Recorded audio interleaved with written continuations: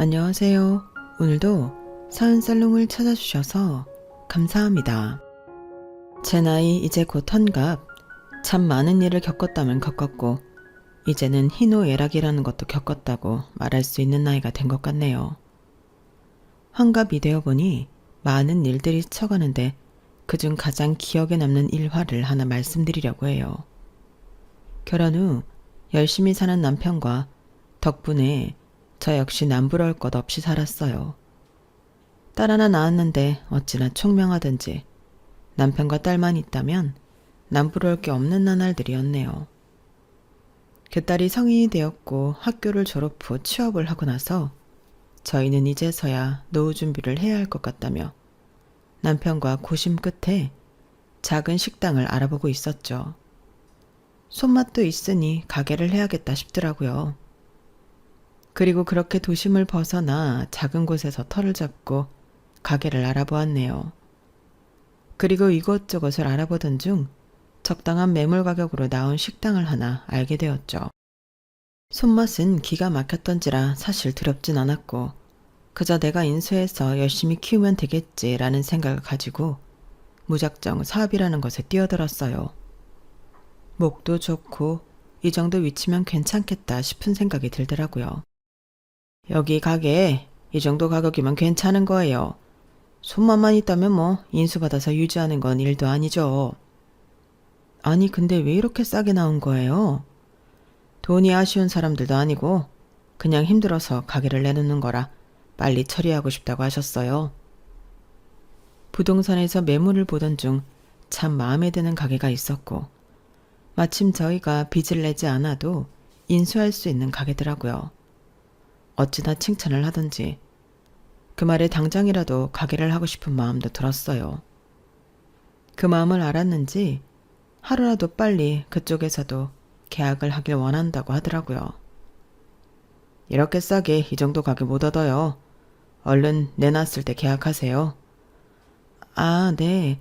그래도 조금만 더 생각을 해봐야 할 것 같아요. 가게가 처음이라서. 저만 믿고 하세요. 저 이 자리에서 부동산 30년 넘게 한 사람입니다.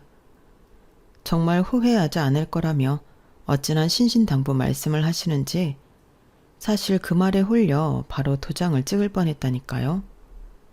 그리고 그 식당을 넘기는 주인 자체가 믿을 만한 사람이라고 신신당부를 했어요. 동네 유지가 가지고 있는 식당이었는데 가격도 그렇고 적당히 저희가 가진 수준 안에서 해결이 될 것 같더라고요. 일도 다 알려주신다고 했고 인수인계도 확실하니까 우리만 열심히 하면 애한테 부담되지 않게 우리 노후를 준비할 수 있겠어. 그러게 말이야. 요즘엔 평생 직장이 없다는데 정년퇴직하면 어떨까 걱정이었는데 이렇게 괜찮은 식당이 싸게 나올 줄 누가 알았어? 정말 운이 좋아.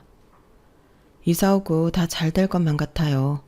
그냥 애한테 짐이나 안 되게 노후를 보내야지. 당신이 돈을 이렇게 야무지게 모아둔 덕분이지. 뭐라도 할 수 있는 종잣돈이 있으니까 말이야.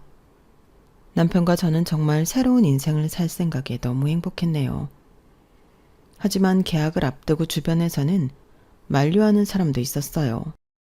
세영엄마, 그 여자가 얼마나 깐깐한데 그 집 식당을 인수받아? 투명한 사람도 아니고 이 동네에서 유지긴 하다만 제대로 뭘 하는지도 모르는 사람 식당을 넘겨받고 싶어? 에이, 그래도 알아보니까 식당도 좀 오래됐던데요. 그러니까 믿을만 하죠. 믿을만 하기는 그 식당 문 닫을 때도 많았어. 내가 세영엄마가 너무 아무것도 알아보지 않고 결정하는 것 같아서 걱정돼서 하는 말이야. 걱정 감사해요. 말씀해 주신 거 잘 생각해서 결정할게요. 그래, 우리가 세영엄마 너무 착해서 걱정돼서 하는 말이니까 기분 나쁘게 듣지 말고. 그렇게 주변 만류에도 정말 열심히 알아보았고 그래서 계약까지 하려고 했네요. 하지만 제가 인수하려고 했던 식당은 알고 보니 중국산 김치를 국산 김치라고 속여 팔아 문을 닫았다는 소문까지 제 귀에 들어오게 되었죠. 아무래도 첫 장사인데 그런 이슈가 있던 가게는 좀 아닌 것 같아요. 이미지도 있고 다른 데서 시작하더라도 깨끗하게 시작하고 싶어. 당신이 그렇다면 그런 거지. 내일 계약하기로 했으니까 잘 얘기해야겠네. 음식 장사라는 게 정말 중요한 장사라는 걸 알았기에 그 가게는 포기해야겠다고 생각을 했고 왜 이렇게 목이 좋은 곳에 싸게 나왔는지 그때서야 깨닫게 되었네요. 그리고 계약을 하기로 한 날 자초지종을 설명하며 제 이야기를 했어요. 어차피 계약을 하기로는 했지만 더 이야기를 나눈 뒤 진행하기로 했던 거라 사실 그렇게 상대방이 화를 낼 줄은 몰랐네요. 아무래도 구두 약속도 약속이지만 저 역시 큰 돈을 투자하는 것이었기에 그런 이미지를 가진 식당을 인수할 순 없었죠. 죄송합니다. 음식 장사가 사실 신뢰가 얼마나 중요한데 이런 이미지가 있는 식당은 제가 인수할 자신이 없어요. 아니 뭐예요? 난 그쪽 말만 듣고 우리 가게 웃돈 얹어서 팔려고 했던 사람들도 다 마다했는데 이제 와서 못한다고 하면 어쩌자는 거예요? 죄송합니다. 그래도 처음부터 그쪽도 사실대로 얘기는 안 해주셨잖아요. 아니 솔직히 모든 식당 다 이렇게 장사해요? 뭘 별것도 아닌 걸로 유난이야. 내가 이 동네에서 그래도 콧방귀 좀 끼는데 날 못 믿는단 말이에요? 갑자기 당황스럽겠지만 저희가 계약을 한 것도 아니고 그냥 단순히 알아보기만 했던 거였잖아요. 물론 제가 긍정적으로 인수할 생각이었지만 이렇게 말이 많은 식당인 줄 몰랐어요. 저는 평생을 장사했던 사람도 아니고 이제 막 시작인데 시작을 이렇게 할 수가 없어서요. 죄송해요. 나 진짜 어쩜 이렇게 뻔뻔한지. 당신 이러고도 이 동네에서 살 수 있을 것 같아? 내가 누군지 몰라서 이래. 당신 같은 사람을 내가 만나주는 사람이 아니라고. 그저 식당 때문에 몇 번 호의를 베풀어 주니까 이리 뒤통수를 쳐? 어디 이 동네에서 얼마나 잘 사나 보자. 아니 왜 그렇게 악담을 하시나요? 계약을 엎은 것도 아닌데 결정은 제 마음이잖아요. 그 결정을 후회하게 해주는 건 내 몫이지. 저희가 식당 김치 사건으로 계약을 하지 않겠다고 하자 식당 주인은 저에게 막말을 하였고 그 모습을 보니 식당을 인수하지 않길 잘했다는 생각이 들더군요. 여보 잘했어. 어차피 그런 식당 인수해봐야 우리만 손해지. 차라리 시간이 걸리더라도 안전한 다른 일을 찾아보는 게 나을 것 같아. 남편 또한 저에게 잘 결정했다며 저를 토닥여 주었죠. 하지만 그 사건으로 인해 동네에서 저를 이상한 여자로 만들어놨더라고요. 아니 그렇게 안 봤는데 거래 다 해놓고 뒤통수 쳤다고 하던데? 말도 마. 그 여자도 오죽하면 안 한다고 했겠어. 솔직히 식당 여자가 성격이 보통이 아니잖아. 그냥 안 엮이는 게 나아. 그래도 그렇지. 하겠다고 와가 안 한다는 건 또 뭐야? 사람 그렇게 안 봤는데 뒤에서 호박씨 까는 성격인가 봐. 저를 아는 사람들은 이 사건을 알고 두둔해 주었지만 저를 잘 모르는 사람들은 제가 뒤통수를 쳐서 거래가 망했다는 소문을 내고 다니더라고요. 가뜩이나 소심한 성격이었기에 그 소문이 참 힘들었네요. 아우 새엄마 내비둬. 그런 사람들은 말 한 귀로 듣고 한 귀로 흘러버려. 솔직히 여기서 그 여자한테 찍혀서 뭐 한 소리 안 들은 여자가 있는 줄 알아? 아주 보통 내기가 아니라니까. 애초에 엮이지 않기를 잘했어. 그렇게 말씀해 주셔서 감사해요. 이사를 한 곳에서 이런 소문이 나게 되니 사실 너무 당황스럽기도 했지만 그래도 제 편을 들어주는 사람들이 있으니 정신을 차리자 싶었어요.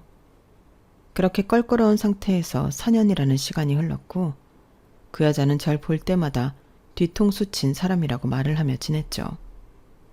그때마다 해명을 하고 싶은 마음도 굴뚝 같았지만 남들 앞에서 나서는 것도 껄끄러울 것 같고 아니라고 말해도 믿지 않을 사람들이 많았기 때문에 눈 감고 귀 막고 살았어요. 그러다 보니 제 진심을 알고 다가오는 사람들도 덜어 있긴 했죠. 다행히 시간이 지나서 저도 어느덧 무뎌지긴 하더라고요.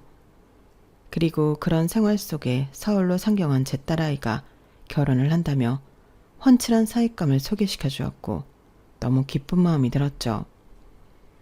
엄마, 이미 그 집에는 다 인사드렸고 엄마 아빠만 허락해 주시면 저희 결혼할게요. 그래? 우리야 당연히 환영이지. 안 그래도 너 나이가 있는데 언젠간 결혼하겠지 싶었어. 엄마 아빠는 네가 좋으면 그냥 다 좋으니까 걱정하지 말고 결혼 준비해. 역시 엄마 아빠는 응원해 주실 줄 알았다니까요. 흔쾌히 딸을 믿고 결혼을 승낙했어요. 워낙에 똑부러진 딸의 성격을 알았기 때문에 사실 이것저것 코치코치 묻지도 않았어요. 다 큰 성인이니 어련히 알아서 잘 결정했을까 싶은 마음도 들었거든요. 그리고 역시나 사이 될 사람은 예쁘게 말하더군요.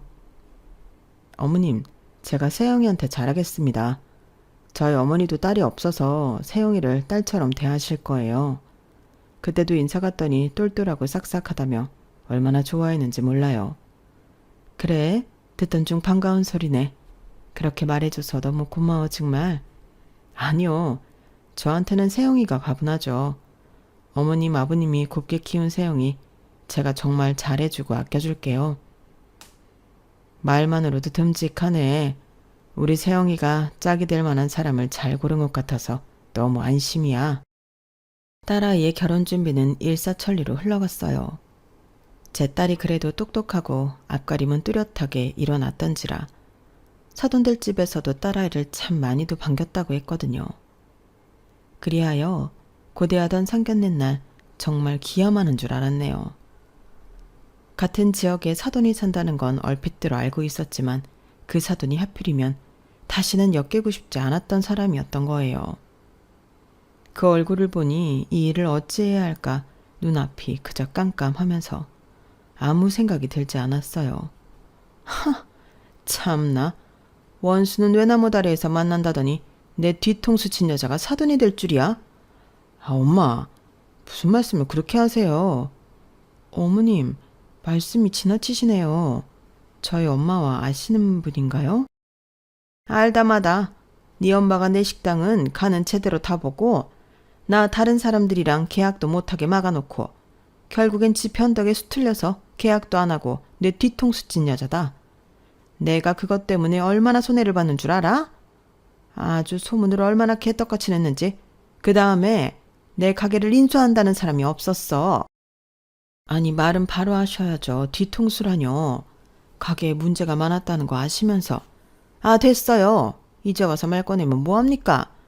어차피 자식들을 나눠 가질 입장에서 솔직히 나는 그쪽 진짜 마음에 안 들지만 우리 며느리는 마음에 드니까 내가 이 정도 하는 거예요. 어머님 죄송합니다. 얘는 네가 왜 죄송하니? 죄송할 사람은 따로 있는데 말이야. 너무 황당했고 이 결혼을 시켜야 하나 싶었지만 딸아이의 어쩔 줄 몰라 하는 표정을 보니 참아야겠다 싶었어요. 어머님 일단 고정하시고 두 분 사이에 오해가 있는 것 같으니 나중에 천천히 말씀 나누는 게 좋겠어요. 어쩜 사람 마음대로 되는 게 없다지만 어떻게 하필이면 이런 데서 마주할 줄이야. 뭐 저한테 할 말 있나요? 어쨌든 아까 말씀은 지나간 저희의 인연으로 우리 애들 갈라놓지 말자는 말 같은데 그럼 말 갈아하셨으면 하네요. 아주 혼자 우왔더시 정말. 사돈되는 사람은 제 말에 비아냥거렸지만 사위가 어찌나 분위기를 띄우려고 하는지 그날은 그렇게 당황스럽게 넘어갔네요. 엄마, 일단 좋은 날이잖아요. 내가 이럴 줄 알았어? 내가 그때 얼마나 마음고생한 거 알면서. 아 어쨌든 이왕 이렇게 된 거 뭐 저도 마음 많이 풀려고 할 테니까 그쪽도 아니 사돈대 신랑만도 마음 푸셨으면 하네요. 딸아이라 결혼을 한다고 하면 그게 어떤 사람이라고 해도 딸아이를 믿고 지지해줄 마음은 있었지만 이렇게 악연인 집과 사돈이 될 생각을 하니 사실 결혼부터 말리고 싶은 생각이 들었어요. 차라리 아무것도 없는 사람이라면 괜찮다 싶을 정도였죠. 그날은 밥이 코로 들어가는지 입으로 들어가는지 몰랐고 제 남편과 예비 사이가 분위기를 계속 띄우는 시간이 흘러갔어요. 저도 저지만 제 딸아이 표정을 보니 계속해서 어쩔 줄 몰라 하는 표정을 지으며 식은땀까지 흘리더라고요.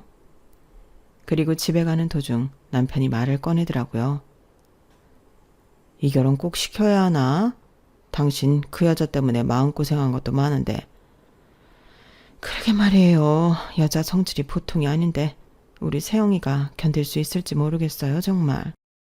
세영이 사실 우리가 키웠지만 정말 잘 자랐잖아. 그런 집에 시집 보내고 싶지가 않아. 남편이 이렇게 말할 정도였네요. 그렇게 저희가 고민을 하고 있을 때 다음날 딸아이가 찾아왔더라고요. 본인도 얼마나 고민을 많이 했던지 눈밑이 퀭해서는 저희를 보고 힘들게 입을 열었어요. 그 모습을 보니 부모로서 어떻게 마음이 약해지지 않을 수가 있나요? 아무런 말도 없이 딸아이에게 밥도 해먹이고 과일도 잘라주고 있는데 입을 떼더라고요. 엄마, 나 그 사람 정말 사랑해. 그리고 어머님 나한테는 진짜 잘해주셔. 어머님이랑 엄마가 그런 과거가 있다고 하지만 어머님도 이제는 그 얘기 안 꺼내겠다고 나랑 약속하셨고 엄마도 속상하겠지만 한 번만 봐주면 안 될까? 세영아, 무작정 반대하는 게 아니라 그냥 조금 더 만나보다가 결정하는 게 어떨까? 솔직히 엄마는 그런 사람이랑 네가 가족이 된다는 게 너무 걱정돼. 어머님 진짜 좋으신 분이야, 엄마. 그날도 어머님이 실수하신 것 같다며 그러셨어. 글쎄, 엄마는 잘 모르겠다. 내가 진짜 잘 사는 거 보여줄게. 어차피 결혼은 어머님이랑 하는 것도 아니잖아. 그러니까 딱 한 번만 눈 감고 나 믿어주면 안 돼? 한 번도 내가 엄마 아빠 실망시킨 적 없잖아요. 딸아이를 설득해보려 했지만 이미 결혼을 준비하고 있던 딸이었기에 사실 크게 말릴 수가 없더라고요. 아무래도 성인이고 본인 인생이니 말이죠. 그리고 사위가 무슨 말을 했는지 그 다음 주가 지나고 그 여자는 저를 찾아왔네요. 매일 저에게 뒤통수를 친다 어쩐다 하더니 그래도 결혼은 시켜야 했는지 저희 집에 과일 바구니를 가지고 온 것이에요. 그 모습을 보니 이 여자도 자식은 이길 수가 없구나 싶은 마음도 들었는데 그럼에도 참 쉽게 마음이 열어지지 않았죠. 뭐 우리가 인연이 어떻게 시작이 됐던지 간에 그날은 제가 좀 흥분을 해서 죄송하게 되었네요. 이것도 인연인데 그래도 애들 생각해서 좋게 허락해 주세요. 우리 아들은 세영이 아니면 죽겠다고 하니 전 두 손 두 발 다 들었어요. 네, 알겠습니다. 그래도 이렇게 오셔서 사과까지 해주시니 저도 그동안 저 때문에 언짢으셨다면 죄송하다고 말씀드리고 싶어요. 우리 잘 지내봐요. 그리고 이렇게 저희의 질긴 인연은 시작이 되었죠. 무사히 결혼을 하였고 한동안은 잠잠했어요. 하지만 저희 딸이 아이를 낳고 나서부터 문제가 생기더라고요. 사돈은 딸에게 처음에는 다정한 시어머니처럼 잘 대해줬지만 애도 낳고 살아보니 이제는 편해졌는지 사실상 딸아이에게 점점 본인이 하고 싶은 대로 행동할 때가 많았고 딸도 그쯤 되니 참게 되는 날도 많은 것 같았어요. 딸이 워낙에 일욕심도 많았었고 능력도 있던 딸이었기에 처음에는 시어머니에게 SOS를 청했지만 딱 잘라 거절했다고 했고 아무도 도와줄 형편이 안 됐던 딸은 저에게 SOS를 치게 되었죠. 그리하여 조금이라도 도움이 될까 싶어 딸내네 집에 상경을 하던 날이었어요. 그렇게 손주 육아를 도와줄 겸 딸아이의 집으로 가게 되었던 날, 현관 앞에서 들었던 이야기였네요. 아니, 니네 집은 뭐 하나 해주는 게 없냐? 어떻게 손주가 태어났는데 유모차도 그렇고 침대도 그렇고 다 니네 돈으로 해? 네? 어머님, 저희가 할 수 있는데 무슨 부모님한테 그런 걸 바래요. 오히려 저희가 낳고 싶어서 낳은 아기인데 저희가 준비해야 하는 건 당연한 것 같은데요. 너 때문이 아니라 우리 아들이 불쌍해서 그런다. 똑똑한 며느리라 좋아했더니 친정 뭐 볼 게 없잖아. 솔직히 그런 거 신경 안 쓰라고 해도 요즘엔 이런 며느리 저런 며느리 이야기 들으면 우리 아들은 처가덕 못 보는 건지 속상하기도 하고 안 그러냐? 내가 속물인 거야? 그래도 그런 말씀은 하시는 게 아니죠. 너나 가르쳐? 똑똑하다고 오냐오냐 했더니 아주 시애미를 가르치네? 니네 집에서 그렇게 가르치냐? 하긴 뒤통수 치는 니네 엄마 성격 네가 빼다 박았겠지. 결혼 전엔 그렇게 내내거리더니 이제는 나를 지 아래로 보고. 어머님이 먼저 저희 집을 무시하셨잖아요. 그렇다고 내 앞에서 눈을 부라려? 네가 그러니까 못 배웠다는 소리를 듣는 거야. 그리고 못 산다는 걸 대놓고 말한 게 뭐 잘못이니? 네 엄마 닦아놓고 내 가게 감당할 형편 안 돼서 주랭랑 친 거 아니야. 너무 황당하고 말이 안 나왔어요. 내 딸한테 지금 뭐라고 하는 건지 당장이라도 문 열고 따지고 싶었지만 그래도 혹시나 저 때문에 딸아이 미움받을까 싶어 조심히 들어가게 되었죠. 사돈, 실례지만 죄송합니다. 아니, 뒤에서 지금 제 얘기를 듣고 계셨던 건가요? 엄마, 빨리 들어오시지 왜. 아니야, 지금 왔어. 사돈이 와 계시길래 반가워서 들어온 거야. 오랜만이네요. 네, 뭐 하긴 뭐라도 해주실 게 없으면 몸으로 때우는 게 정확하긴 하죠. 어머님, 제발 말 조심하세요. 내가 틀린 말 했니? 전 가볼게요. 손발이 부들부들 떨렸지만 딸아이 때문에 참았고 너무 미안했어요. 미안해. 엄마가 빨리 주려고 했는데 적금 나오는 날짜가 지금이어서. 자, 여기 있다. 엄마, 이런 거 안 주셔도 되는데. 아니야. 내가 우리 손녀 태어났는데 아무것도 안 할까봐? 이거 네가 두고두고 쓰던지 아니면 필요한 거 있으면 사든지 해. 전 그렇게 준비한 돈 500만 원을 꺼냈어요. 딸아이는 저에게 너무 미안해 하더라고요. 엄마, 미안해. 뭐가 미안하냐? 엄마가 이 정도는 해줄 수 있어. 그러니까 뭐 필요한 거 있으면 엄마 눈치 보지 말고 얘기해. 우리가 할 수 있으니까 그렇지. 사정이 여유 있는 건 아니었지만 이렇게까지 무시당할 일인가 싶은 생각도 들었네요. 하지만 시집 보낸 딸이 그저 잘 살길 바라는 마음으로 정말 아무 소리 하지 않았죠. 그래서였을까요? 그때부터 사돈은 저를 더 업신여기고 무시하기 시작하더라고요. 그리고 그것이 제 딸아이와 사위 부부 싸움이 되기도 했어요. 아, 솔직히 우리 집이랑 너희 집 차이 나는 건 맞잖아. 엄마가 무슨 틀린 소리를 했다는 거야? 그리고 우리 엄마가 그때도 네 엄마 때문에 손해 엄청 봤대. 가게도 철거하고. 뭐? 지금 니네 엄마라고 했어? 결혼하기 전에는 그렇게 떠받들더니. 그거야 이 정도로 아무 지원 안 해주실지 몰랐지. 남들은 사위한테 차주 사준다고 하더라. 내가 내 친구들 만나면 할 말이 없어. 이런 건 인정해야 하는 거 아니야? 당신 능력으로 사. 왜 차를 우리 집 보고 사달래? 어머님도 하도 당신한테 허튼 소리만 하시니까 그게 당연한 줄 알지. 나 한 번만 더 우리 엄마 무시하는 소리 어머님이나 당신이 하면 니들은 못 살아.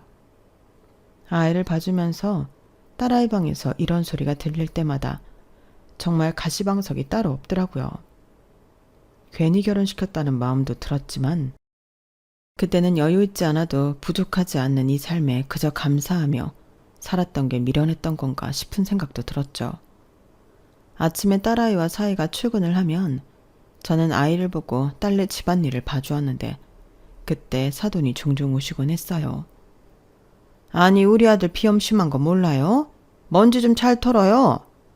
아, 네, 하고 있어요. 딸이 있으면 좋다는 소리 누가 있는지 몰라. 잘난 딸 둔 덕분에 이렇게 딸 대신 손주나 보고 있고 말이에요. 나 늙을까봐 손주 안 봐주잖아. 그저 다 돈으로 해결하지. 사돈은 참 이런 거 보면 안 됐네요. 이왕 애 봐주시기로 했으니까 우리 핏줄 똑바로 건사해요. 그리고 애 이유식에 뭐 이것저것 이상한 거 넣지 말고 유기농으로 사수하고 말이죠. 사돈, 그건 제가 알아서 합니다. 그리고 말끝마다 돈 얘기하시는 것 같은데 저희 막 풍족하고 여유 있진 않아도 남들한테 아쉬운 소리 안 하고 살아요. 그러니까 제발 그런 말씀은 넣어두세요. 아니, 누가 뭐래요? 도둑이 제발 저리나? 꼭 없는 사람이 발끈하지. 한 번은 머리채라도 잡고 흔들어 볼까 싶었지만 뒷일은 어떡하나 싶기도 하고 잘난 딸, 괜히 친정엄마 때문에 가정 파탄났다는 소리까지 들을까봐 싶어 꾸역꾸역 참았어요. 하지만 저한테 그러는 건 참아도 딸한테 그러는 것까지는 못 참겠더라고요. 하루 종일 가지도 않고 제가 살림하고 애 보는 걸 뒤에서 감시하더니 딸이 퇴근하고 오자마자 막말을 하였어요. 네 엄마 애를 어떻게 보는 줄 아냐? 이유식도 요즘엔 큐브 이유식 한다는데 죽으로 대충 만들어서 먹이고 아기 목욕도 내가 10분 이상 시키지 말라고 했는데 탕에 담가가지고 놀게 하고 정말 이래도 되는 거니? 너 어디 한번 말해봐라. 그게 뭐 어때서요? 엄마 고생했어요.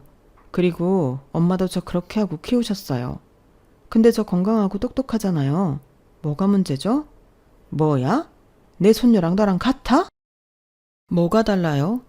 우리 집안이 어떤 집안인데 너랑 비교해? 솔직히 너 가난한 집에서 공부 좀 해서 좋은 회사 들어가서 일하는 건 알겠다만 우리같이 애초에 귀족 집안에 갖다 대게 되니? 니네 엄마 성격이야 뒤통수 치는 성격 뻔하고 너도 솔직히 닮았을 거 아니야. 어머님이야말로 바른 말 하셔야죠. 싸구려 중국산 김치를 국산으로 속여 파는 어머님 양심이랑 저희 엄마가 그 가게의 진실을 알고 계약한 사건이랑 같아요? 양심이 있으시면 제발 이런 말 꺼내지 마세요. 어머님만 우스운 꼴이니까. 뭐? 이게 진짜 똥인지 된장인지 구분 못하지? 그만하세요. 제 딸이 뭘 그리 잘못했다고 퇴근하고 온 애를 붙잡고 그럽니까? 누구 뭐 사위가 100% 마음에 들어서 가만히 있는 줄 알아요? 돈이 얼마나 많은지 몰라도 대기업 다니는 우리 딸에 비하면 사위가 어디 발끝이나 따라갑니까? 뭐야? 내 아들이 지금 모자라다는 거야? 암요. 모자라도 한참 모자라죠. 사돈도 그래서 애초에 잘난 며느리 들인 거 아니에요. 아들이 모자란 거 아니까 며느리라도 똑똑한 며느리 들어야겠다는 심보 아니냐고요. 그러니까 제발 혼자만 잘난 척 좀 그만하세요. 나 원참 이런 말 처음 들어보네. 당신 지금 크게 후회할 짓 한 거야? 우리 집이 어떤 집인데 그렇게 막말을 해? 집안이 뭐 얼마나 대단하다고 그러십니까? 아무리 대단해도 그렇지 사람을 뭘로 보고 말이야. 너 당장 짐 싸서 나와. 귀한 딸에게 막말하는 건 못 참았던지라 딸을 데리고 무작정 나왔는데 나오자마자 참 이게 맞나 싶은 생각도 들었고 딸은 울음을 터뜨리더라고요. 엄마가 미안하다. 그때 그 일만 아니었어도 네가 저 여자한테 그런 대접받진 않았을 텐데. 아니야. 엄마 내가 미안해. 내가 괜히 결혼한다고 우겨서. 엄마 마음에 상처만 줬네. 나 지금 그게 너무 미안해서 우는 거야. 미안하긴 뭐가 미안하냐? 내가 더 미안하지. 그렇게 딸을 데리고 집으로 왔는데 사위는 헐레벌떡 딸을 데리러 왔어요. 장모님 죄송합니다. 나 우리 딸 귀하게 키웠어. 왜 우리 딸이 이런 소리까지 들어가며 살아야 하는지 모르겠네 정말. 저희 어머니가 진짜 도가 넘으셨어요. 그건 진짜 죄송하게 생각해요. 여보 미안해. 미안? 당신도 나한테 친정이 어떻고 저떻고 얘기 안 했어? 당신 말 못 믿어. 다신 그러지 않을게. 그러니까 한 번만 봐줘. 알잖아. 내 마음 진심 아닌 거. 그렇게 서한이는 손이 발이 되도록 빌었고 딸도 사위의 사과에 마음이 풀려 보였죠. 저 역시 그래도 내심 안심하는 마음도 있었고 그리하여 저도 다시 집으로 돌아가고 사돈네도 더 이상 제 딸 집에 자주 방문하지 않는 조건으로 잘 마무리되었네요. 이제는 그런 큰 사건이 없을 것 같던 어느 날이었어요. 반갑지 않은 전화 한 통이 오더라고요. 네, 사돈 오랜만이에요. 그러게요. 그렇게 내려가시고 한 번을 못 뵀네요. 다름이 아니라 그래도 우리가 자식을 나눠 가진 사이인데 이 정도 일은 이야기해드려야 될까 싶어 전화했어요. 어떤 이야기요? 제가 원래 음식점계의 큰손인 거 아시죠? 그래서 다시 한번 시작해보고자 음식점 하나 차렸는데 그래도 사돈인데 알려는 드려야 할 것 같아서 말씀드려요. 어머 축하드립니다. 축하만 하실 거예요? 우리 뭐 이렇게 된 거 이제는 잘 지내야죠. 저도 다시 시작했고 이제 사돈이랑 있었던 일 다 없었던 일로 할 거니까 개업식 때 오셔서 축하해 주세요. 네 알겠습니다. 기대할게요. 원래도 음식점을 했던 사돈이었기에 사실 음식점을 다시 한다는 건 이상한 일이 아니었어요. 그랬기에 당연히 아무렇지 않게 이 기회로 그간 묵혔던 감정도 서로 내리고 좋게 지내보자라는 생각이 들기도 했네요. 딸아이가 사위와 잘 지내기로 한 이상 저 역시 좋은 마음을 갖고 싶었거든요. 그래도 개업한다고 이렇게 연락이 왔네요. 사돈도 내심 이제 앙금을 풀고 잘 지내고 싶은가 봐요. 그러겠지. 애들이 사내 못 사내 하는 거 보니까 당신이라도 잘 지내야겠다고 생각했을 거야. 그러니까 당신도 묵은 감정 다 풀고 애들만 생각해. 그래야죠. 그래도 개업하신다는데 화환이랑 축하금 준비해서 갈까 봐요. 그래야지. 남편과도 의논을 하고 좋은 마음을 가지려고도 노력했어요. 그렇게 사돈의 식당 개업일이 되었고 저흰 제일 빠르게 발송되는 화환을 보내고 나서야 방문을 했네요. 하지만 들어가자 제 딸이 앞치마를 메고 식당 일을 하고 있는 걸 보게 되었어요. 사돈 오셨어요? 이게 집안 큰일인데 며느리가 당연히 도와야죠. 그래서 시켰어요. 앞으로 주말마다 도와줘야 하는데 할 수 있지? 네? 식당 일을요? 그럼요. 요즘 인건비도 비싼데 당연히 가족이 도와야죠. 아, 그러지 말고 사돈도 오신 김에 저희 좀 도와요. 네?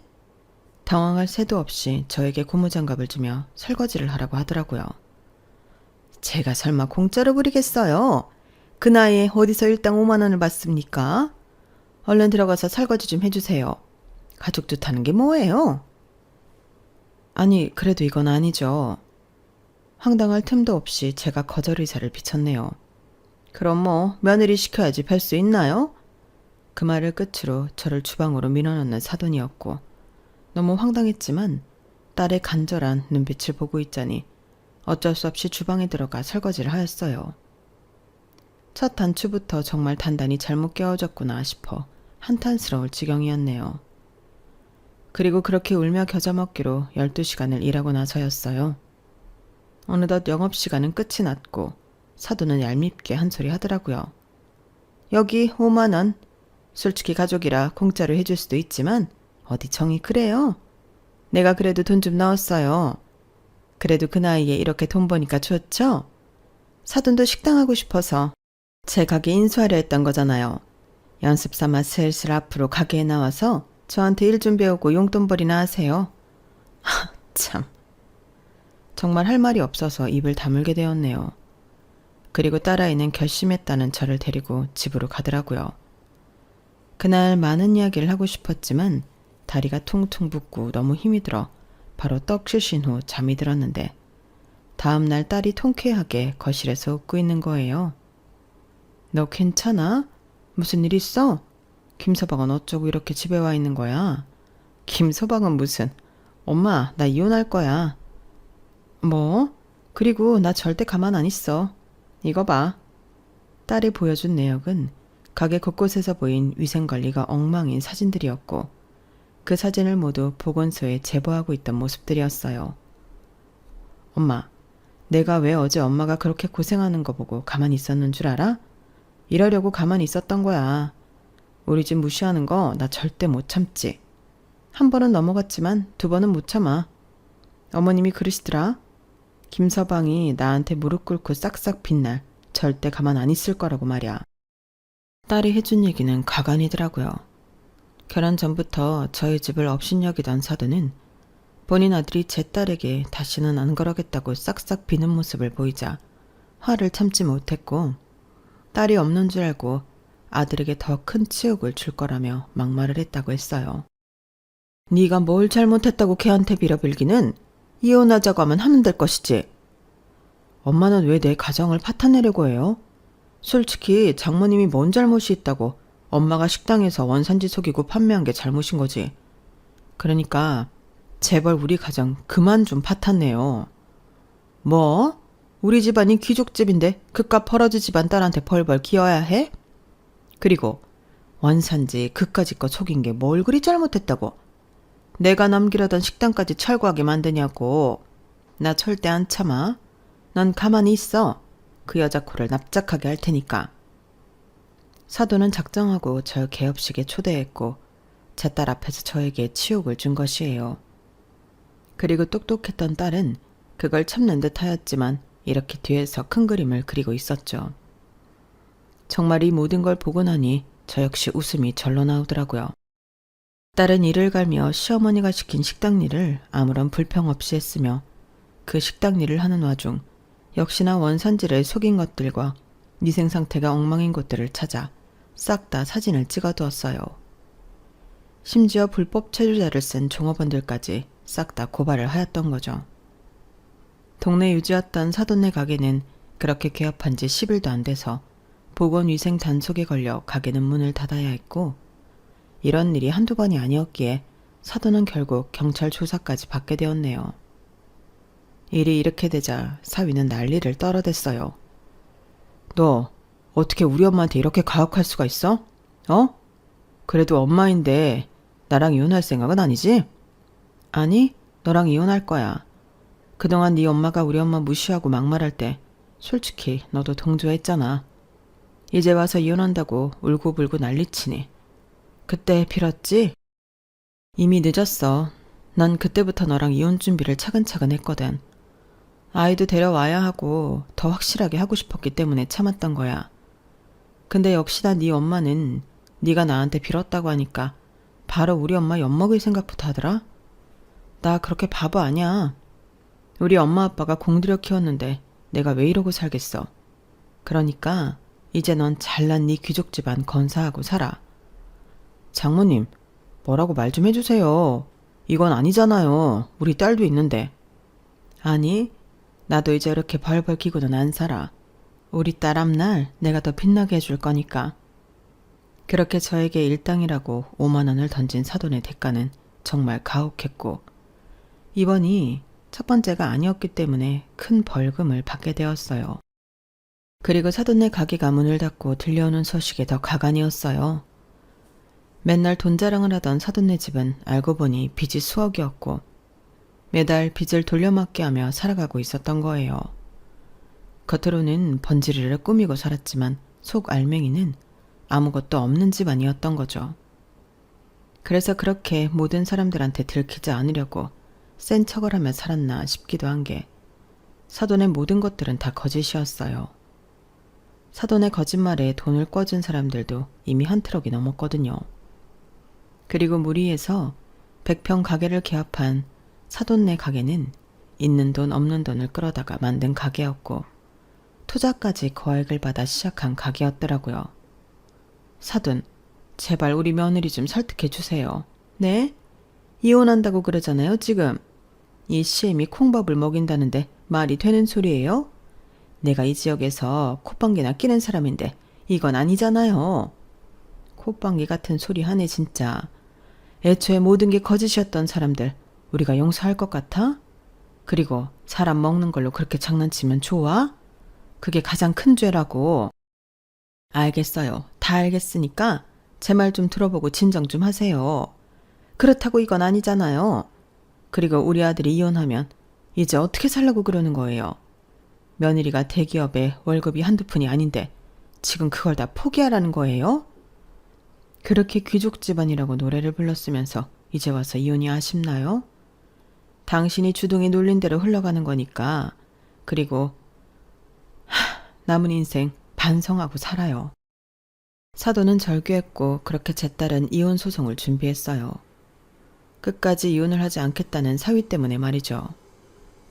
이렇게 지저분하게 끝내진 말자. 그래도 한때 같이 살았는데 난 그래도 당신이 우리 집안만 욕보이지 않았다면 이렇게까지 하진 않았을 거야. 하지만 당신은 나중에는 어머님과 한통속으로 우리 집을 멸시하고 무시했지. 그러니까 당신이 하는 행동 대가 다 치르는 거야. 제발 세영아, 이러지 마. 우리 딸이 불쌍하지도 않아? 불쌍하니까 이혼하지. 당신같이 한 입으로 두말하는 사람을 아빠로 여겨갈 수 없잖아. 그리고 어머님이랑 다신 엮이고 싶지도 않아. 우리 집을 얼마나 무시했으면 본인이 개업한 가게에 우리 엄마 보고 설거지를 하라고 해? 진짜 지나가던 개들이 놀랄 소리지. 이거 솔직히 TV에 나올 일이야. 그건 내가 미안해. 장모님이 가게 같은 거 하시고 싶어 했으니까 엄마는 좋은 뜻으로 그런 건데 좋은 뜻으로 그런 거라고? 그래서 5만 원 던지면서 조롱했니? 나 당신이 아무리 말해도 절대 용서 안 되고 당신 엄마 이해 못해. 그러니까 법대로 하자. 우리 혼인 파탄은 다 당신네 가족 때문이니까. 사위는 빌었지만 딸은 절대 받아들여주지 않았고 결국 둘은 이혼 소송을 했어요. 다행인 건 능력이 좋았던 딸이었기에 친권과 양육권을 가지고 올 수 있었고, 매번 시어머니에게 들은 폭언이 이혼의 귀책 사유가 되어 이혼도 쉽사리 결정이 되었죠. 그리고 사돈은 이 지역에서 이제는 입만 열면 뻥쟁이에 한 번도 아니고 2번이나 음식 가지고 장난을 친 아주 나쁜 사람이 되었어요. 내가 그럴 줄 알았어. 그때도 원산지 속에 팔더니 이제는 아주 위생이 엉망이었다며? 아니, 그날 간 사람들 배탈이나 안 났으면 몰라. 아주 싼 재료만 사다가 그렇게 비싸게 팔아놓고 반찬들도 다 재활용했대. 진짜 미친 거 아니야? 어떻게 먹을 걸로 사람이 그러냐. 아주 천벌을 받아야지. 내 말이 그때도 왜 새형네가 뒤통수 친 게 아니라 애초에 가게 팔 때 저런 말도 없이 포장만 잔뜩 해가지고 팔려고 했던 거였대. 외지 사람이라 몰랐지 뭐야. 이제서야 우리가 새형네한테 오해를 푸네. 어쨌든 아주 꼴보기 싫었는데 잘 됐어. 이제는 다시 이 동네에서 절대 가게 같은 거 내지도 못하게 해야지. 가게 이제 못 낼걸? 아마 돈도 없이 이제 길거리에 나앉게 생겼대. 그렇게 사돈은 동네 유지에서 모든 돈과 가게를 잃은 빚쟁이 아줌마가 되었어요. 이렇게 되니 저에게 진정으로 미안한 척을 하는 사돈이었죠. 저 이제 진짜 다 잃었어요. 이번엔 진짜 잘해보고 싶었는데 가게도 잃고 지금 빚도 어마어마해서 개인 회장 알아보고 있는 중이에요. 근데요? 사돈, 저 한 번만 도와주면 안 될까요? 그래도 우리가 사돈이었는데 저 딱 천세 찍고 알돌만 꺼주면 제가 진짜 찍소리도 안 하고 살게요. 귀족 집안이라면서 이럴 때 돈이 없어요? 알잖아요. 저 투자도 무리하게 하고 가게도 한번 망했던지라 다 빚이었던 거. 제발요. 그러게 진실되게 살았어야죠. 사람들이 먹는 걸 가지고 그렇게 못되게 구니 이렇게 벌을 받는 거예요. 남들한테 속인 만큼 본인이 한 주에 달게 받고 알아서 희생을 하든지 파산을 하든지 하세요. 그래도 한 번만요. 네? 제가 무릎이라도 꿇고 빌게요. 제 인생 이렇게 끝날 수는 없다고요. 그러게 거짓된 삶을 살지 마셨어야죠. 제가 다 반성합니다. 그러니까 한 번만. 아니요. 앞으로 두고두고 더 반성하세요. 그렇게 사돈은 절규했네요. 그리고 저희는 동네를 떠나 원래 살던 동네에 작은 아파트를 얻었고 딸과 합가를 하였어요. 생각해보니 그 동네에서는 참 좋은 일보다는 항상 마음이 무거웠던 일만 있었거든요. 딸은 열심히 일을 하고 저는 열심히 딸을 위해 손녀를 봐주었네요. 그런 일이 있었지만 그래도 속은 뻥 뚫린 기분이었어요. 늘 그 집안에서 딸이 어떤 대접을 받을까 전전긍긍 걱정을 하였는데 이제는 그런 걱정 하지 않아도 되고 우리 딸이 하고자 하는 걸 제가 서포트도 해줄 수 있다고 생각했거든요. 그리고 이혼 소송이 다 마무리된 어느 날 딸이 그러더라고요. 엄마, 작은 가게 하나 하세요. 뭐? 됐어. 우리 국민연금 나오는 것도 있고 가게는 우리 운명이 아니야. 아니야. 엄마 진짜 잘할 수 있을 거야. 딸이 내민 통장이었어요. 됐어, 너도. 너 이제 살면서 돈 들어갈 데가 얼마나 많은 줄 알아? 엄마가 집 정리하고 나오면서 나한테 준 돈도 있잖아. 나 진짜 돈 많아. 그동안 엄마 아빠가 이렇게 나 키워줬는데 이 정도는 아무것도 아니야. 한사코 거절을 했지만 딸은 통장을 건넸어요. 그리고 남편과 저희는 고심 끝에 그 통장을 고사했고 제가 모은 작은 돈과 대출을 이용하여 동네 아파트 상가에 작은 반찬 가게를 열었네요. 그리고 딸이 준 돈은 그대로 묵혀두었어요. 사실 늘 작은 가게를 하고 싶었던 건 제 꿈이기도 했고 제가 이뤄나가야 할 것이라고 생각했기에 제 힘으로 하고 싶은 마음이 컸거든요. 그리고 막상 실행에 옮기자 참 뿌듯한 생각도 들었죠. 엄마, 이걸로 하시라니까. 맡아두고 있을게. 마음만으로도 고마워, 우리 딸. 딸은 이혼했지만 정말 씩씩하게 살아갔고 저희 역시 손녀에게 최선을 다하고 있어요. 그 덕분에 손녀는 정말 밝게 자라고 있고 운이 좋았던 덕분인지 반찬 가게는 동네에서 소문이 나서 눈코 뜰 수 없는 바쁜 하루를 지내고 있죠. 주말에는 딸과 손녀와 함께 온전히 시간을 보내고 평일이면 손녀의 픽업과 제 가게를 운영하는데 참 행복하다 싶네요. 당신이 그래도 이렇게 늦게나마 활력도 찾고 그 좋아하는 음식 만지는 일을 하게 되어서 보기가 좋네. 당신 덕분이에요. 당신이 그래도 나 바쁠 때 애기도 많이 봐주고 하잖아. 고마워요. 고맙긴. 평생 자기가 내 뒷바라지 했으니 이제는 내가 뒷바라지 해야지. 집안일은 걱정 말고 당신은 당신 하고 싶은 거 해요. 당신이 나를 평생 내조한 만큼 나도 당신 같지 않겠지만 나름 최선을 다할 테니까. 늦게나마 당신 가게 차려서 이렇게 열심히 일하는 거 축하해. 남편은 늦게나마 가게를 시작한 저를 참 많이도 응원해 주었고 가족들의 응원 덕분인지 진짜로 힘이 되더라고요. 그리고 제 이름을 걸고 하는 반찬 가게라서 그런지 정말 깨끗하고 사람들이 먹을 수 있는 먹거리를 만들고 있어요. 한 번은 딸에게 이혼을 해서 마음이 안 좋지 않냐고 하니 이렇게 말해주더라고요. 엄마, 난 인생을 배웠어. 그리고 우리 딸이 있으니 너무 행복해. 그리고 더욱 열심히 살 동기부여가 되기도 했고 그러니까 내 걱정은 말아요. 걱정을 시키지 않으려고 한 말이겠지만 늘 씩씩한 딸이었기에 지금도 잘 믿고 있어요. 그리고 제가 할 일은 그런 딸에게 짐이 되지 않고 딸이 힘들 때 뒤돌아볼 수 있는 작은 언덕이 되고자 하는 거예요. 나이가 이 정도 되니 이렇게 글을 쓰며 제 이야기를 공유할 수도 있네요. 여러분들 제 이야기 들어주셔서 감사드리고 한 번뿐인 인생 늦더라도 꼭 하고 싶은 건 이루시길 바랄게요. 감사합니다.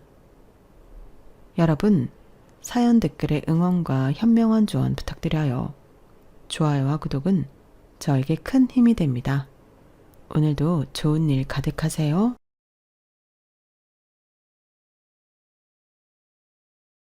안녕하세요. 오늘도 사연 살롱을 찾아주셔서 감사합니다.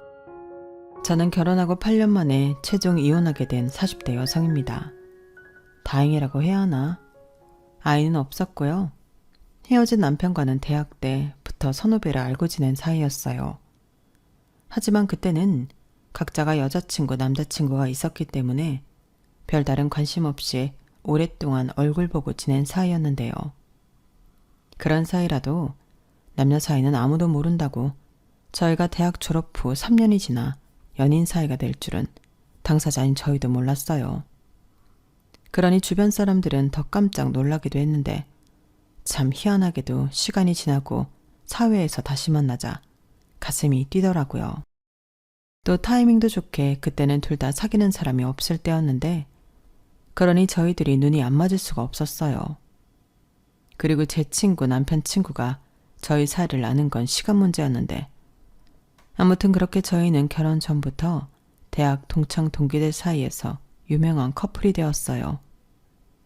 게다가 저는 당시 회사를 옮겨 적응하고 있던 중이었는데 작은 중소기업에서 운 좋게 조금 큰 회사로 옮겨 연봉을 꽤나 많이 올릴 수 있었는데요. 문제는 연봉이 오른 만큼 스트레스도 엄청 많았다는 거였어요.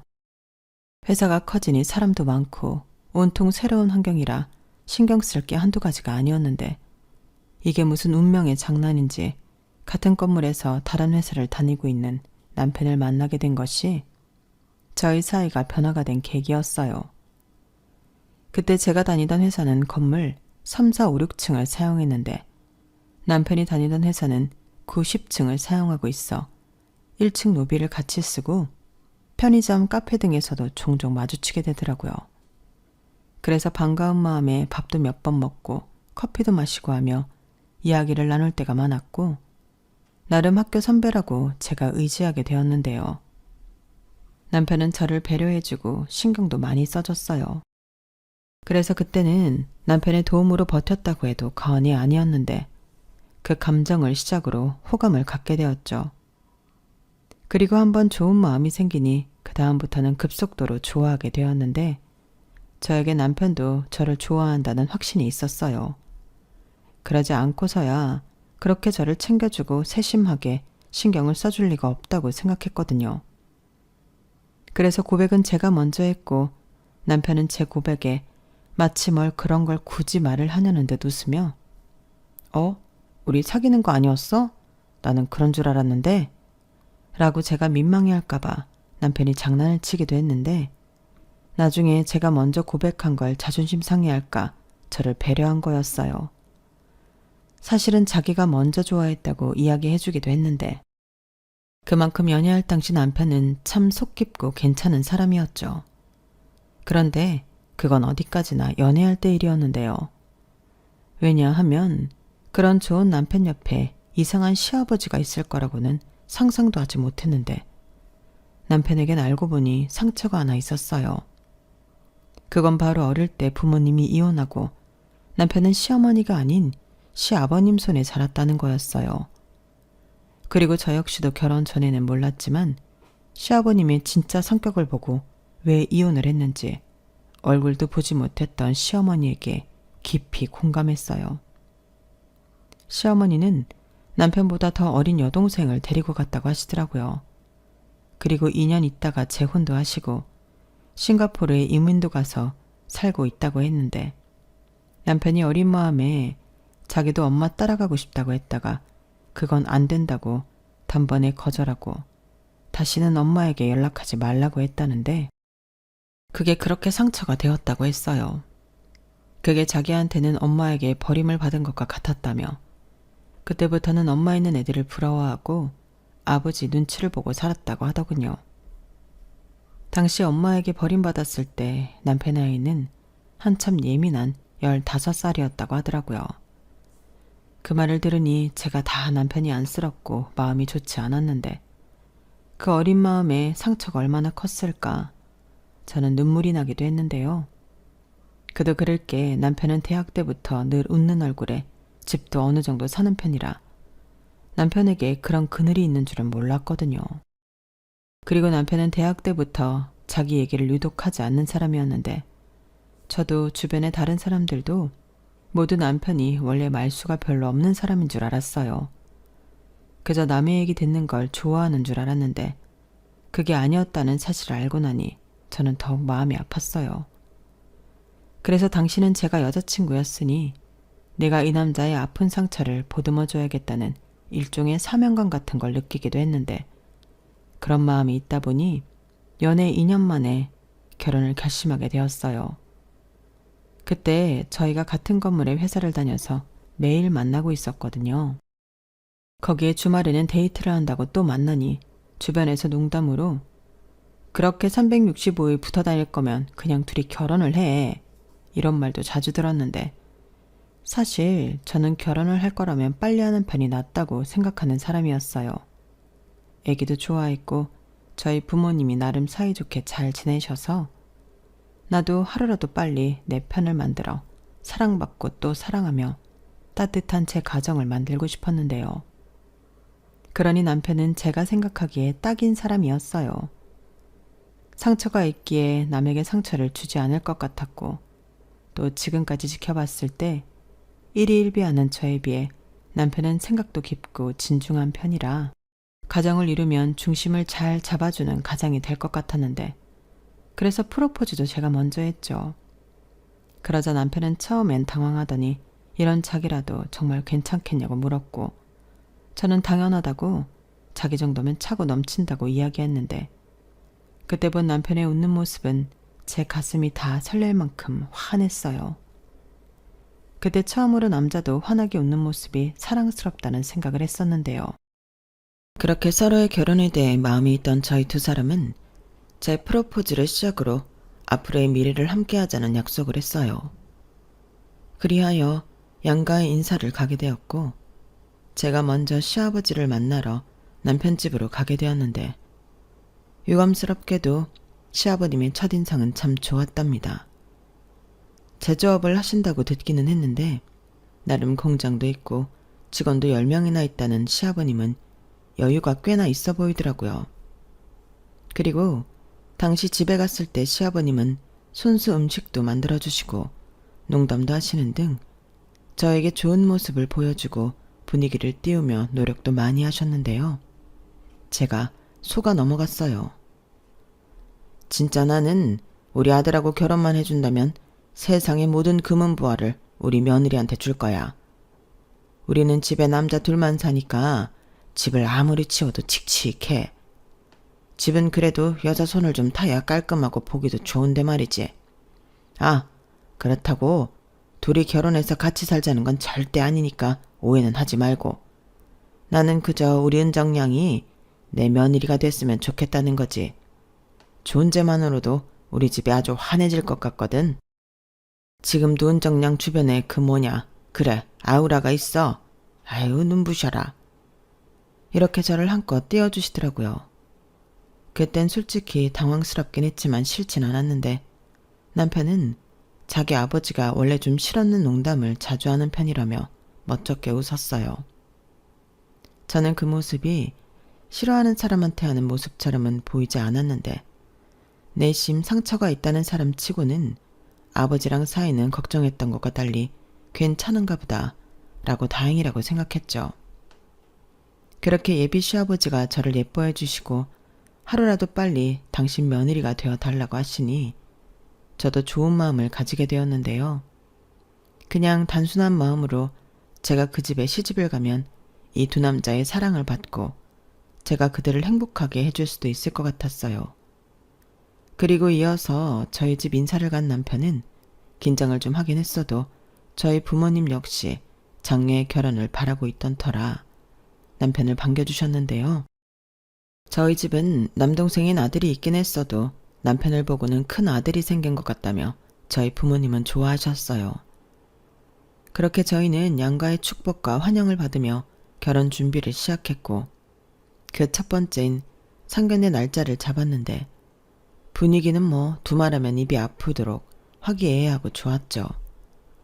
게다가 시아버님의 권유로 양가에 똑같이 1억씩 지원을 받게 되었는데 그건 솔직히 기대도 하지 않았던 거라 횡재라도 한 듯 저는 철없이 좋아했어요. 사실 결혼 준비에서 가장 중요한 게 돈이잖아요.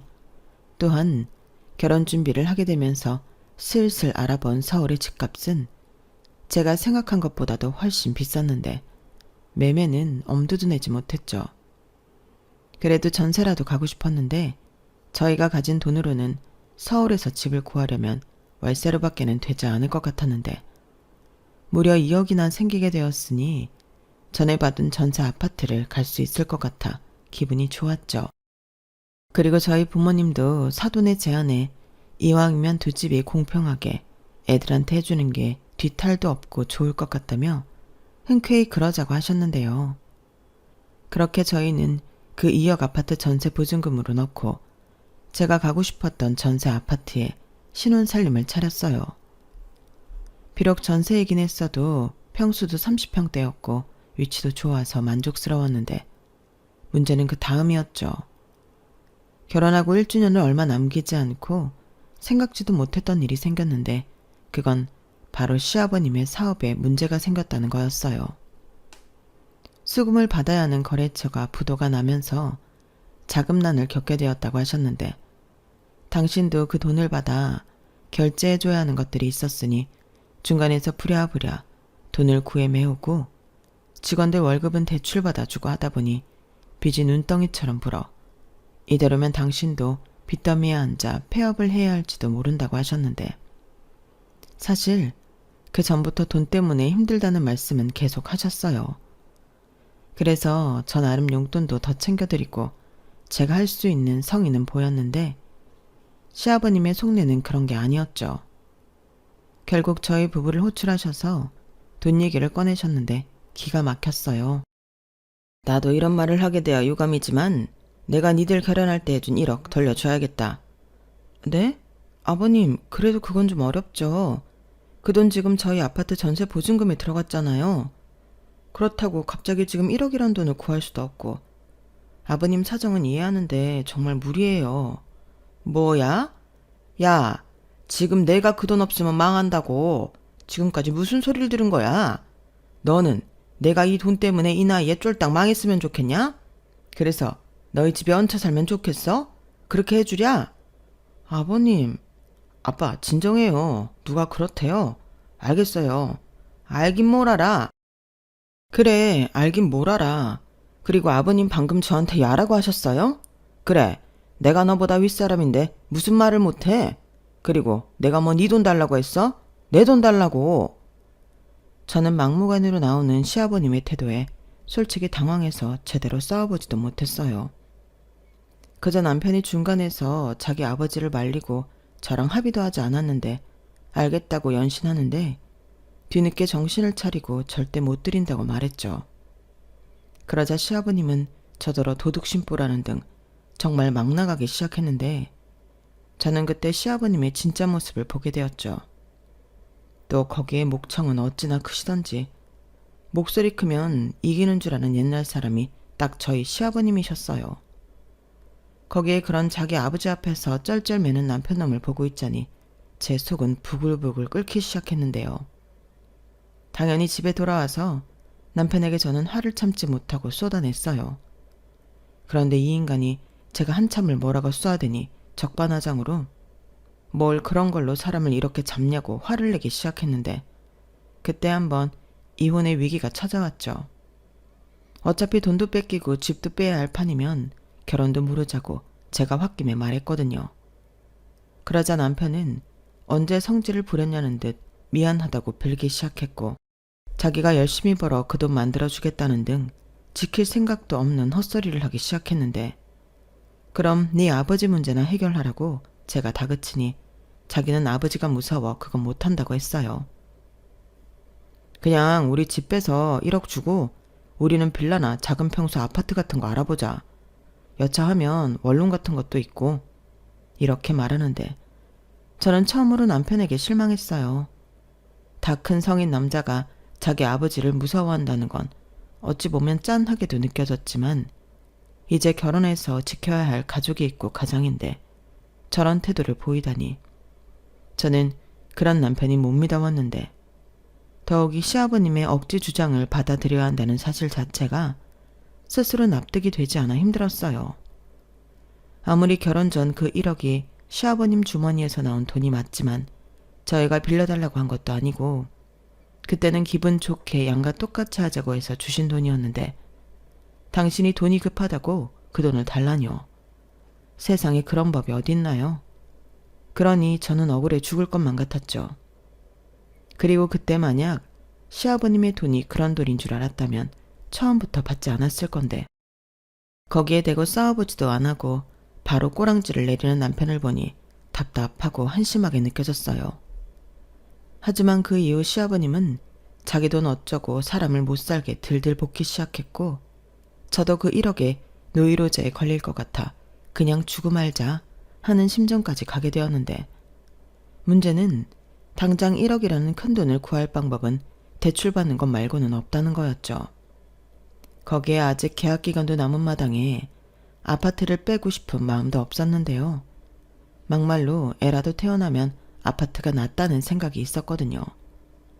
적어도 그때는 저도 낳을 거면 하루라도 빨리 애를 낳는 것이 낫다는 생각을 가지고 있었는데 그래서 하는 수 없이 염치불구하고 친정에 손을 벌렸어요. 그때를 생각하면 지금도 너무 죄송한 마음인데 정말 비빌 언덕은 부모님밖에는 없었거든요. 그렇게 저는 어렵게 돈 얘기를 친정에 꺼내게 되었고 처음 제 말을 들은 친정엄마는 많이 놀란 듯 얼굴 표정이 좋지 않았는데 당연한 일이었죠. 1억이 무슨 돈 100만 원 해달라는 것도 아닌데 많이 놀라실 수밖에 없잖아요. 게다가 결혼할 때 해준 돈을 도로 달라고 하는 사돈이라니. 저희 엄마는 무슨 그런 경우 없는 소리를 하시냐고 조금은 언짢아 하셨는데요. 제가 중간에서 너무 곤란해하자 엄마는 아빠랑 상의를 해보고 연락을 주시겠다고 하셨어요. 솔직히 그날 친정을 나와 집으로 돌아오는데 너무 죄송해서 사람들 많은 지하철에서 눈물이 나오고 말았고 저는 주변 시선이 저에게 향하고 있다는 사실을 알면서도 눈물을 그칠 수 없었는데 속으로 얼마나 이런 제 자신이 한심하고 미웠는지 몰라요. 그리고 이마저도 안 되면 싫어도 대출을 받아야겠다 생각했거든요. 사실 그때 저에겐 한 가지 딜레마가 있었답니다. 지금 돌이켜보면 어차피 할 이혼, 그때에도 상관없었는데 그때는 남편에 대한 측은한 마음이 좀 많았어요. 부모한테 버림받아 상처가 있는 사람을 저까지 버리자니 그건 사람으로서 못할 짓을 하는 것만 같았는데요. 그런 마음이 들 수밖에 없었던 배경에는 남편이 그때는 저에게 버림받을까 전전긍긍할 때였어요. 제 눈치를 살피고 저한테 조금이라도 실수하지 않으려 애를 쓰는 인간을 보니 이혼 생각은 싹 사라졌는데, 그런 남편이지만 제가 친정에서 돈을 못 해주신다고 하면 그때는 대출밖에는 답이 없다고 이야기하니 남편은 보증금을 빼면 될 걸 무슨 대출을 받냐고 싫은 내색을 하더라고요. 그러고는 자기가 내일이라도 집 주인과 통화를 해보겠다고 하는데 저는 이사는 정말 하기 싫다고 못을 박았죠. 그러자 남편은 그래도 빚을 지는 것보다는 작은 집에 가서 그 돈을 모으는 게 낫지 않냐고 꼴에 바른 소리를 했는데, 그러면 자기 아버지한테 가서 그 돈은 아무래도 못 드릴 것 같다고 말하고 오라고 시켰어요. 왜 우리만 고스란히 이 일을 당해야 하는 거냐고 저도 우라가 치밀어 또 신경질을 잔뜩 부렸는데, 그 때문에 좋았던 부부 사이도 사실상 멀어지게 되었죠. 그러니 저는 그러면 그럴수록 시아버지에 대한 미움과 원망만 커졌고, 그만큼 그놈의 1억을 어떻게 마련할까 고민을 하느라 밤에 밤잠도 제대로 자지 못했는데요. 다행이라고 해야 하나? 하루 만에 친정아빠에게서 엄마에게 얘기를 들었다며 연락이 왔어요. 딸, 아빠야, 엄마한테 들었는데 속 끓이지 말고 당장은 어렵지만 이번 주 안으로 아빠가 그 돈 마련할 수 있으니까 조금만 기다려. 그런 일 있으면 진작 말하지. 왜 혼자 끙끙 앓고 있어? 아빠가 해결해 줄 테니까 걱정하지 마. 네 시아버지한테도 조금만 기다려달라고 좋게 말씀드리고. 아빠, 미안해. 무슨 그런 쉰 소리를 해. 이럴 때 의지하라고 부모가 있는 거야. 그나저나 네 시아버지 회사가 그렇게 많이 어려워? 큰일이다. 신서방이 마음이 좋지 않겠어. 몰라. 그 인간 얘기는 하고 싶지도 않아. 그냥 안 된다고 딱 잘라 말했어야 했는데 자기가 멋대로 돈 돌려주겠다고 해서 이 지경까지 왔잖아. 그래놓고 계약 기간도 안 끝났는데 집 줄여서 가자는 소리나 하고. 신서방도 오죽하면 그랬을까. 너무 뭐라고 하지 마.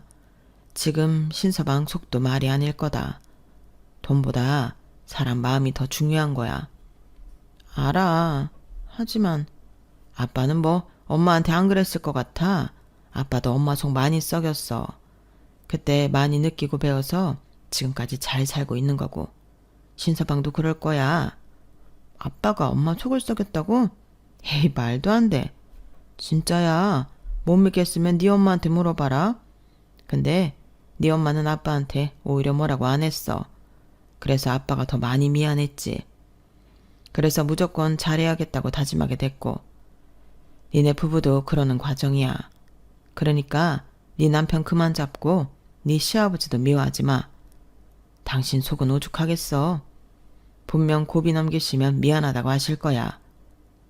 친정아빠는 최대한 제가 고를 내지 않도록 최대한 좋게 이야기해 주셨어요. 하지만 친정아빠 마음은 알아도 제 마음은 그렇게 다스려지진 않았는데, 친정아빠 말처럼 3일 후 제 통장에 1억이라는 돈이 들어왔어요. 그리고 그 돈을 시아버님에게 돌려드리며 저는 또 한 번 오장육부가 뒤틀리는 듯 짜증이 올라왔는데요. 저도 그냥은 그 돈을 돌려드리긴 억울해서 한 소리를 보탰어요. 이제 아버님은 저희 결혼할 때 10원 하나도 해주신 거 없는 거예요.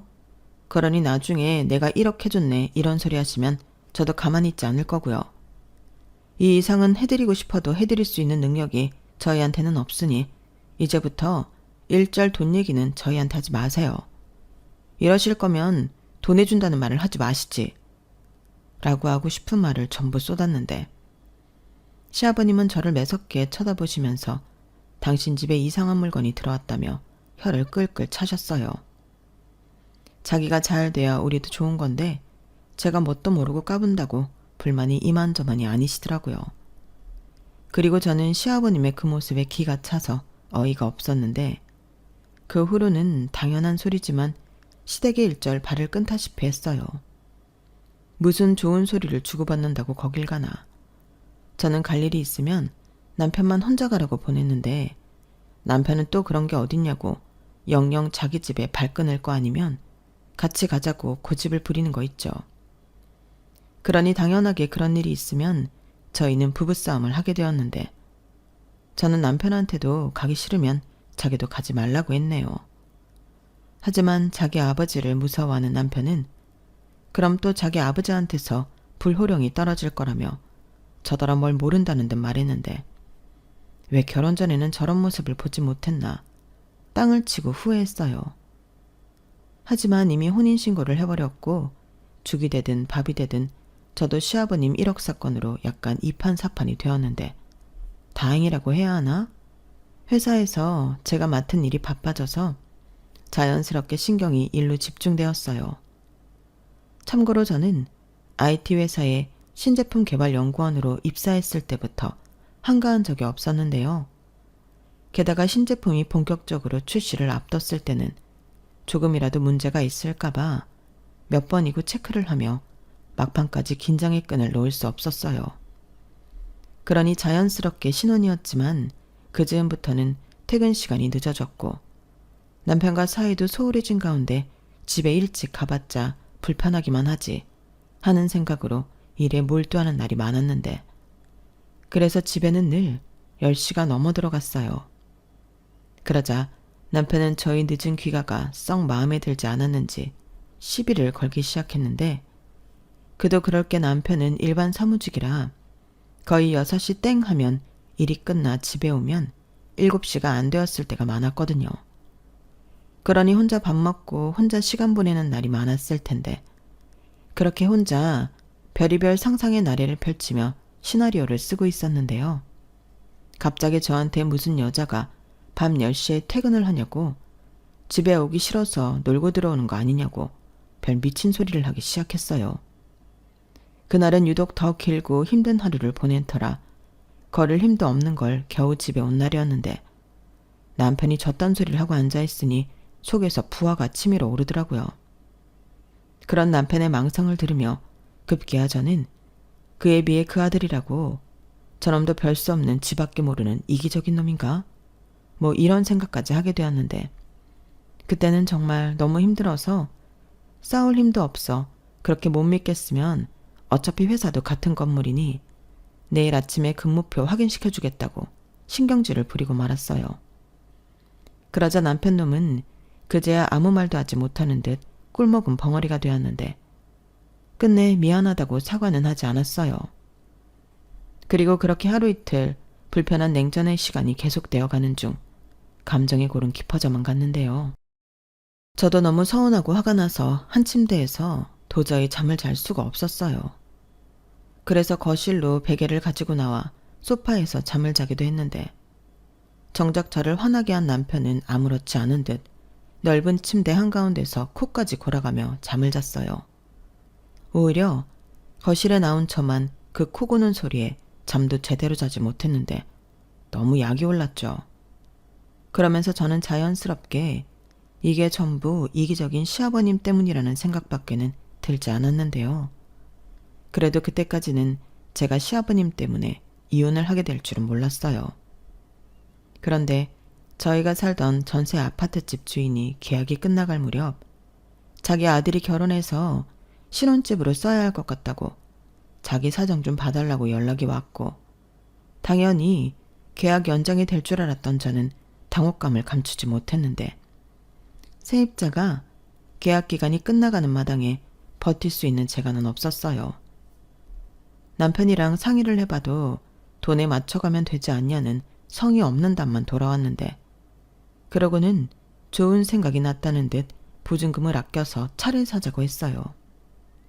그때까지 저희는 차가 없긴 했는데 제 생각으로는 대중교통 잘 되어 있고 주차하기도 어려운 서울 바닥에서 굳이 차를 사야 할 이유가 없었거든요.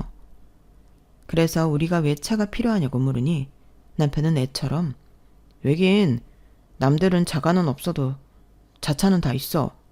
차가 있으면 당연히 편하지. 교회로 드라이브 겸 데이트도 하고 또 애기 태어나면 당연히 차는 있어야 하는 거 아니야? 이렇게 말했는데요. 어이가 없었죠. 누가 들으면 제가 임신 중이라 곧 아이가 태어나는 줄 알 것 같았는데 저는 내 집 마련을 하기 전에는 아이를 가질 생각이 없었어요. 어린아이 데리고 이사를 하며 전전할 생각을 하니 그건 부모로서 할 짓이 아니라고 생각했고 그래서 저 딴에는 피임도 열심히 했는데 남편은 자차가 갖고 싶어 아이 타령까지 하는 게 한심하게 느껴졌죠. 또 삶 안에서 차를 사자고 하는 것도 아니고 당장 어디에 가야 할지 모르는 판국에 보증금을 줄여 그 돈으로 차를 사자니 남편이 제정신으로 하는 소린가 싶기도 했는데 저는 우리가 왜 차가 필요하냐고 차 사고 차 유지할 돈 있으면 이사하는데 보태라고 도리어 남편에게 돈 타령을 했어요. 그러자 자기가 그럴 돈이 어딨냐고 남편은 펄쩍 뛰었는데요. 저는 곧장 말했죠. 그거 봐. 돈도 없으면서 무슨 차를 사자고 해. 정신 차려. 지금 가지고 있는 돈으로 이것만한 전세 구하기가 얼마나 힘든데. 뭐? 집을 줄여서 보증금 남은 걸로 차를 사자고? 제정신이야? 이렇게 쏘아 붙여줬는데요. 남편은 입이 대빨 나왔어요. 그래도 제 말에 반박할 건덕지는 없는지 남편은 더 이상 아무 말도 하지 못했는데 저는 저대로 이사 걱정에 일도 손에 잡히지 않고 고민만 많아졌어요. 당장 이사 날짜는 다가오지 뾰족한 수는 없으니 답답할 노릇이었는데 그러다 약간 홧김에 이렇게 된 거 오래된 집이라도 그냥 사는 게 어떨까 하는 생각이 들었는데요. 그러려면 역시 대출은 불가피한 일이었어요. 그래도 집을 사면 이사 걱정할 필요 없이 살 수 있다는 생각에 점점 생각은 집 매매로 기울었는데 그러면 더 미룰 것도 없이 아예 계획도 세울 수 있을 것 같았어요. 하지만 복병은 의외로 가까운 곳에 있었는데 남편이 대출받는 걸 찬성할 수 없다고 집 매매를 반대했어요. 자기야, 왜 싫다는 거야? 그럼 이렇게 계속 불안한 생활을 계속해? 서울 집값은 계속 올라. 차라리 이럴 때는 적은 평수라도 빨리 사는 게 이득이라니까? 나도 여기저기 많이 알아봤어. 일단 당장 우리가 가진 돈으로 전세 구하기도 힘들고 전세자금 대출받아서 전세 살 바에는 그냥 집을 사는 게 낫다니까? 우리 이러다 영영 집 못 살 수도 있어. 자기 친한 사람들한테 물어봐. 대출 안 끼고 서울에 집 살 수 있는 사람이 있기는 한지. 그래도 그렇지. 대출 받으면 그거 갚느라 허리가 휘잖아. 지금이야 자기랑 나 둘 다 버니까 그 정도는 갚을 수 있다고 생각하겠지만 사람 일은 아무도 모르는 거 아니야? 그리고 운 나쁘게 집값 떨어지면 우리는 보장받을 수 있는 게 하나도 없는 거잖아. 나는 원룸 같은 좁은 곳에 살았으면 살았지 빚 지고 사는 거 싫어. 내 사전엔 빚은 없다고. 막말로 자기 혼자 갚을 거 아니잖아. 저는 남편의 말에 당황했어요. 우리 집을 사는 건데 저 혼자 빚을 갚다니. 내가 지금 무슨 말을 들은 건가? 잠깐 멍해졌는데 남편은 연신 자기는 집 같은 건 잠만 잘 수 있으면 어디든 상관없다고 했어요. 그래서 제가 그럼 우리 가진 돈으로 전세 못 구하면 월세밖에 없는데 그 돈은 안 아까워? 그 돈이야말로 없어지는 돈이잖아. 라며 다시금 설득하려 노력했는데 남편은 저를 한심하게 쳐다보며 월세를 왜 가냐고 눈을 낮추면 우리가 가진 돈으로 전세를 구할 수 있을 거라고 했어요. 그러고는 대학가도 있고 상가 위에 있는 주택도 있고 옥탑 같은 것도 있잖아. 라고 하는데 그제야 저도 깨달았어요. 남편과 저는 주거에 대한 개념이 완전히 다른 사람이라는 걸요. 그래서 최후의 수단으로 그럼 내가 알아서 할게. 막말로 지금 있는 보증금 2억도 아버님 돈은 없으니 전부 내 돈이나 마찬가지고 대출도 내 이름으로 받고 내가 혼자 갚으면 되는 거잖아. 라고 통보했는데 남편은 그 순간에도 나중에 딴소리를 하지 말라고 각서를 써달라고 했어요. 괜히 부부니까 같이 갚자고 하면 나야말로 억울하니까 확실하게 증거를 남겨줘. 이렇게 말했는데 저는 그때 그놈을 버려야 했어요. 저렇게 말하는 사람이 무슨 가족이고 부부인지 오만정이 뚝 떨어졌는데 한편으로는 오기가 생겨서 꼭 남편에게 내 말이 맞다는 걸 보여주고 싶었어요. 그래서 집을 고를 때 가진 돈은 별로 없어도 이것저것 많이 따지기도 했는데요. 만약 시간이 더 있었다면 저는 서울 바닥의 모든 집을 다 뒤졌을 수도 있어요. 하지만 시간이 별로 없었고 다행히 저와 남편 회사가 같은 곳에 있으니 그 일대를 중심으로 두고 마땅한 매물을 찾기 시작했는데 그러다 오래된 아파트긴 하지만 평수도 괜찮고 위치도 괜찮은 곳을 한 군데 발견했어요. 솔직히 그 집이 급매로 나와 저한테 기회가 온 건데 그걸 알았기에 더욱 놓치고 싶지 않았어요. 그래서 저는 이거다 싶어 서둘러 계약을 진행했고 저는 제 앞으로 1억 5천만 원을 대출받아 총 3억 5천에 구축 아파트를 샀는데 남편은 저한테 미쳤다고 했어요. 누가 이런 오래된 아파트를 그 돈 주고 사냐고 저더러 속아서 덤탱이 쓴 거라는 등 지금이라도 당장 가서 물으라고 했어요. 하지만 저는 위치며 평수며 따질 수 있는 건 다 따졌고 시세만 찾아봐도 제가 급매로 좋게 산 것이 맞았기 때문에 남편에게 내가 알아서 할 테니 같이 이사가기 싫으면 따로 살아도 된다고 그 입을 다시는 열지 못하게 했는데 그러자 남편도 그 뒤로는 주둥이를 닫고 같이 이사를 왔어요. 이사 후엔 그래도 처음 갖는 내 집이라는 생각에 어디 한 군데도 마음에 들지 않는 곳이 없었는데 전에 살던 동네보다 출퇴근 시간도 30분이나 줄었어요. 전에는 버스를 타고 지하철역을 가서 또 환승까지 해야 했는데 지금 사는 아파트는 바로 지하철을 타고 9정거장만 가면 회사에 도착할 수 있었죠. 그게 참 별것 아니지만 삶의 질을 좋게 했는데 정작 이사를 반대했던 남편도 교통비도 줄었다고 좋아했죠. 그리고 정말 노린 건 아니었지만 아파트가 연식이 있다 보니 오래전부터 재건축을 추진하기 위한 조합원이 있었고 위치며 상권이 좋다 보니 아주 불가능한 일은 아닌 것 같았는데요. 막상 이사 와서 살아보니 저도 재건축이 되었으면 좋겠다는 바람을 갖게 되었어요. 그렇게 소문과 소망이 무성한 가운데 시간은 흘러 6년이 지났어요. 그 사이 남편은 아이를 바라기도 했는데 집 대출금은 혼자 갖고 있던 저는 아무래도 아이 계획에 있어 소극적일 수밖에 없었어요. 아마 그건 남편도 잘 알고 있었을 건데 남편은 그때도 아이는 바라지만 대출금을 같이 갚자는 소리는 일절하지 않더라고요. 그러니 너도 딱히 남편 뜻에 따라줄 마음은 없었는데요. 그러다 정말로 저를 포함한 아파트 입주민들이 염원하던 재건축이 결정되었고 동네는 현수막도 걸리고 축제 분위기가 되었어요. 그때는 남편도 언제 반대했냐는 듯 사람들에게 신나서 자랑하고 그러는 듯 했는데 그러다 시아버님이 저희 집에 와서 식사를 한번 하고 싶다고 전달을 받았어요. 사실 1억 돌려드린 사건 이후 저는 명절에도 잘 가지 않는 며느리였는데 제가 하도 당신 집에 가지 않으니 당신이 우리 집에 오시겠다고 하시더라고요.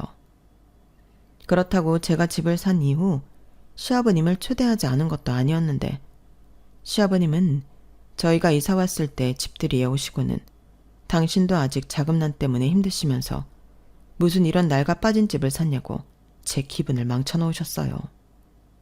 그러니 마음이 상한 저는 다시는 시아버님을 집에 모실 생각이 없었는데요. 갑자기 며느리가 안 오니 시애비가 가야 하지 않겠냐고 집에 오신다고 하니 솔직한 심정으로 반갑지는 않았어요.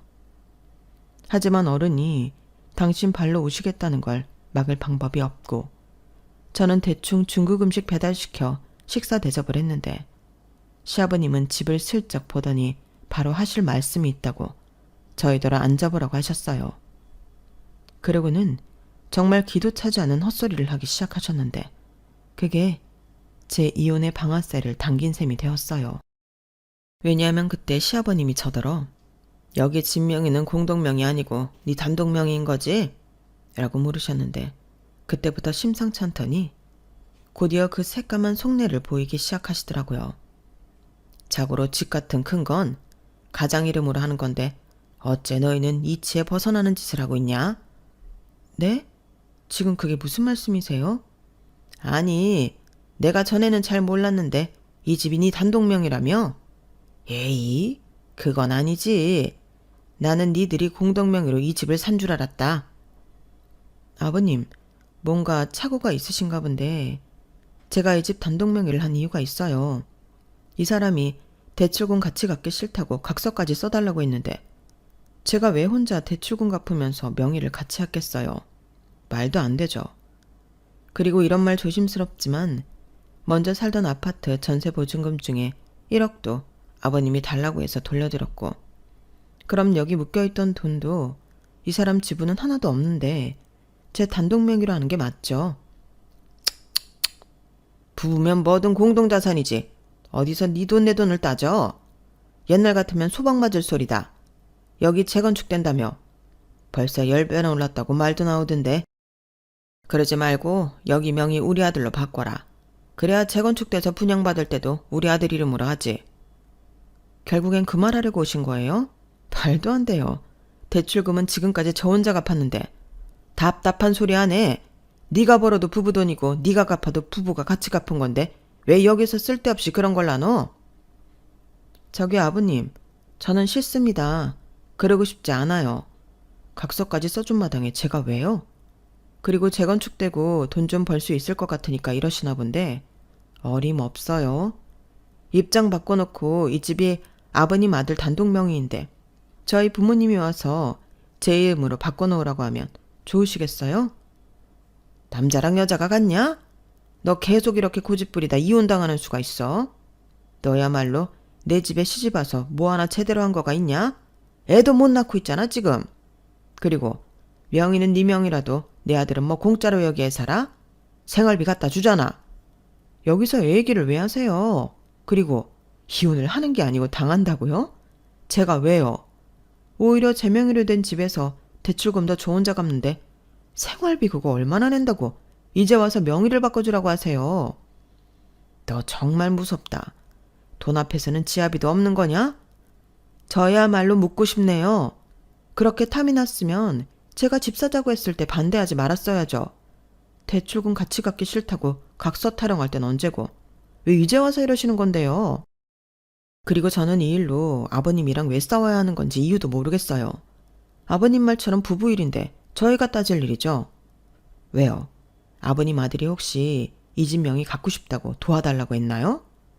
자기야, 무슨 말을 그렇게 해. 내가 뭐 그렇게 찌질한 놈인 줄 알아?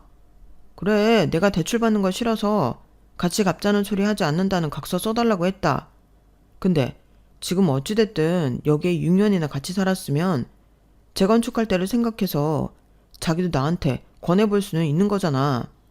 대신 이후에 대출금은 같이 갚는 거지. 웃긴다. 왜 이제 와서 그래? 그리고 나는 대출금 같이 갚는데 명의는 자기 단독으로 해줘야 하는 거야? 내가 왜? 그리고 지금까지 들어간 내 돈은 어쩌라고? 공동명의 해달라고 졸라도 싫다고 할 마당에 진짜 언감생심이다. 저, 그래 좋다. 네가 또 돈돈돈거리니까 그럼 내가 무슨 수를 써서라도 1억 다시 해줄 테니까 내 아들 이름 명의로 바꿔놔. 그럼 되는 거지? 아니요. 그래도 싫어요. 또 언제 그 돈 달라고 하실지도 모르고 이제 와서 제가 그럴 이유가 없다니까요. 너 정말 이혼당하고 싶어? 이혼녀 되기 싫으면 시애비가 좋게 말할 때 말 들어. 싫어요. 이혼하면 그만이죠. 저 하나도 안 무섭거든요. 그리고 이제 보니 아버님 사업이 왜 그렇게 들쑥날쑥이고 자금난에 시달리는지 알 것 같은데 셈을 이상하게 하시는 것 같아요. 너 지금 나 가르치냐? 내가 무슨 셈을 이상하게 해? 줬다 뺐을 때부터 알아봤죠. 저 이혼녀 될래요. 그럼 명의 가지고 신랑이 하지 않아도 되죠? 그리고 자기 지금 당장 짐 싸서 아버님이랑 같이 나가. 생활비야 나도 똑같이 냈고 월세 대신이라고 생각하고 봐줄 테니까 사람 신경 그만 긁어. 자기야 미쳤어? 무슨 이혼을 그렇게 쉽게 결정해. 이혼 소리는 내가 먼저 한 거 아니야. 미쳤냐고 물어보고 싶으면 나 말고 자기 아버지한테 먼저 물어야지. 내가 볼 땐 이제 와서 명의 내놓으라고 하는 것도 미치지 않고서야 못할 소리 같은데? 저 싸가지하고는 네가 이 다 쓸어가는 집 하나 가졌다고 유세가 하늘을 찌르는구나. 네, 솔직히 별 생각하지 않았는데 지금 아버님이 이러시는 거 보니까 제가 좀 그렇게 해도 되는 것 같아서요. 그리고 이혼하면 어차피 남인데 더는 명의 타령 못 하시는 거 아니에요? 그럼 저 이혼할래요. 시아버님은 제 입에서 이혼하겠다는 말이 연신 나오자 얼굴이 금방이라도 터질 것 같은 시합폭탄이 되었어요. 그리고 그 옆에서 남편은 이게 아닌데 하는 얼굴로 난감해 하고 있었는데 저는 이것들 잘 걸렸다 하고 이참에 정말로 이혼을 감행할 생각이었어요. 사실 결혼하고 별의별 일을 다 겪으면서 이 남자랑 미래를 같이 살아야 할 이유가 과연 있을까 생각을 많이 했었는데 자기밖에 모르는 시아버지와 부부 사이인데도 1도 손해보고 싶지 않은 남편까지 명분만 있다면 버리는 게 맞죠. 그런데 이렇게 알아서 좋은 명분까지 만들어주다니 저는 얼씨구나 좋구나 쾌재를 부를 일이었는데 저는 원래 한번 마음먹으면 곧장 실천하는 사람이라 다음날 이혼 서류를 들고 왔어요. 그러자 남편은 깜짝 놀라서 이혼 서류를 찢고 자기는 이혼하지 않고 저랑 계속 같이 살 거라고 했는데 그러면서 고작이 낡아빠진 아파트 하나 때문에 이혼녀 딱지를 달 거냐고 큰 소리를 치더군요. 그때도 정말 어이가 없었어요. 이혼 소리를 누가 먼저 했는데 저런 개소리를 저한테 하는 건지 더 화가 치밀어 올랐는데요. 그러니까 저들은 정말로 이혼할 생각도 없으면서 저를 협박할 심상이었다는 거잖아요. 그걸 모르면 몰랐지 알게 된 이상 저는 그 점을 간과할 수 없었고 합의 이혼이 되지 않는다면 저는 소송도 불사하겠다고 제 의사를 똑똑히 전했어요. 그러게 가만히 있으면 중간이라도 갔을 텐데 왜 엄한 사람을 건드렸는지 저는 그 못난 부자지간에 제대로 매운맛을 보여줄 심상이었는데 나중엔 남편이 그냥 버틸 것 같아서 변호사 사무실에 가서 상담하고 이혼 소장을 작성해 남편 회사에 보내버렸어요. 그러자 자기를 회사에 개망신을 줬다며 명예훼손 어쩌고 떠들더니 자기도 법대로 하겠다고 큰 소리를 치면서 더럽고 치사하다고 자기 짐을 싸서 집을 나갔는데 저는 그 길로 비밀번호도 바꾸고 남편을 집에 못 들어오게 했어요. 그러니 남편도 지가 뭐가 억울하다고 변호사를 선임해 이혼 소송을 하게 되었는데 뻔뻔하게도 제 아파트를 재산분할 대상으로 해달라고 요구하더라고요. 그렇게 이혼이 하고 싶으면 해줄게. 대신 아파트 집은 나한테 50% 줘. 그럼 순순하게 물러날게. 순순하게 물러나지 않으면 뭐 지저분하게 물러나게? 어디 할 수 있으면 해봐. 나는 고맙게도 누가 써달라고 한 각서도 있고 그동안 혼자 대출금 갚은 내역도 있거든. 아무리 부부 사이였다고 해도 그 집은 내 집이야. 헌재는 뭐 집은 잠만 잘 수 있으면 된다고 하지 않았어? 진짜 돈 앞에서 사람이 치사해지네. 그래서 돈 때문에 남편을 버리냐? 말 똑바로 해. 내가 먼저 버리지 않았어. 도둑심보로 명의 타령하지 않았으면 그냥 생활비나 내고 살라고 뒀을걸. 긁어 부스럼 만든 사람이 누구야? 원망하고 싶으면 내가 아니라 당신 아버지를 원망해야지. 저는 남편의 말에 한치도 물러나지 않았어요. 사실 물러날 이유가 전혀 없었기 때문에 이혼 소송을 하는 중에도 걱정은 1도 없었는데요. 그 사이 아파트 재건축 사업은 본격적으로 시작이 되었고 저는 친정에 짐을 옮겨놓고 생활하게 되었어요. 그러면서 남편과는 이혼해야 할 것 같다고 이야기를 모두 털어놓았는데 당연히 저희 부모님은 화가 머리 꼭대기까지 나셨죠. 사돈이 1억 돌려달라고 했을 때도 남편한테 잘해주라고 했던 아빠는 특히 더 많이 화가 나셨는데 그 다음날 남편을 찾아가서 한 소리 하고 오신 듯 하셨어요. 그래도 폭언이나 폭력은 전혀 쓰지 않으셨다고 했는데 이 인간이 저희 아빠를 명예훼손 모욕죄로 고소를 하겠다 협박하는 거 있죠. 그래서 저는 할 수 있으면 전부 하라고 했어요. 그 대신 나도 네 아버지 똑같이 모욕죄로 고소하겠다고 했는데 남편이 아무 말도 하지 못하더라고요. 결국 이혼 소송은 제 승소로 끝이 났고 이젠 전 남편이 된 그 인간은 저한테 정신적 위자료 1,000만 원을 지급하는 걸로 나눌 것도 없이 소송이 끝났는데 전 남편은 억울하다고 항소를 했어요. 그 덕에 재판이 더 길어지긴 했으나 저는 소송 비용도 승소하면 남편 쪽이 모두 부담하는 걸로 하고 재판을 진행했어요. 결국엔 재판을 하면 할수록 그 인간이 지불해야 하는 돈 액수만 늘어나게 되었죠. 그러니 지도 더는 싸울 의욕이 사라진 것 같았는데 거기엔 하나 더 저의 조력자가 있었어요. 그건 다름 아닌 그 인간의 아버지, 전 시아버지셨는데 그 사이에 정말로 회사가 더는 어쩌지를 못해 부도 처리가 났나 보더라고요. 그래서 빚더미에 올랐고 시아버님 소유의 집도 차도 모두 뺏기게 되었는데 그러자 남편은 자기 아버지 일도 처리해야 하고 저랑 가망 없는 싸움을 이어가지 못하는 눈치였어요. 다만 자기가 다 잘못했다고 이제라도 받아주면 안 되냐고 저를 찾아와 빌기는 했는데 제가 돌지 않은 이상 같은 실수를 2번 할 리가 없었어요. 그리고 지금 와서 생각해보면 시아버님은 자기가 금방이라도 망할 것을 알았기에 제 아파트를 자기 아들 명의로 바꾸고 싶었던 것이 아니었을까 하는 생각이 들었는데 그럴 마음은 없었지만 참 소름 돋는 인간이 아닐 수 없어요. 하긴 그러니까 자식 결혼할 때 쓴 돈도 여직 당신 돈이라고 생각하고 달라고 하셨겠죠? 참 세상에는 별 희한하고 이상한 사람이 많다는 걸 또다시 느끼게 되었는데 저는 현재 재개발된 아파트에 들어와 혼자 살고 있어요. 처음엔 처분해서 부모님 집으로 돌아갈까 고민도 했는데 회사도 가깝고 저도 친축에 살아보고 싶더라고요. 그리하여 지금은 바라던 솔로 생활을 하며 일도 열심히 하고 나름 제 인생을 즐기려 노력하고 있는데 누구 말처럼 이혼녀 딱지는 붙었어도 사는 데는 아무런 지장이 없었어요. 오히려 이혼하고 아무런 타격이 없을 거라 장담하던 그 인간이 회사를 그만두게 되었는데 전 시아버님의 빚 때문에 사람들이 찾아오고 난동을 부린 모양이었어요. 사실 그런 일이 건물에서 일어나면 소문이 정말 금방 퍼지는데 그 덕에 그 인간이 쪽팔리긴 했는지 회사를 그만뒀다 하더라고요. 그리고 지금까지 저한테 연락을 하지 않아 정말 고마울 따름인데 바람이 있다면 앞으로 영원히 그 인간들이 제 앞에 나타나지 않았으면 좋겠어요. 똥은 한번 밟은 걸로 끝내고 싶거든요.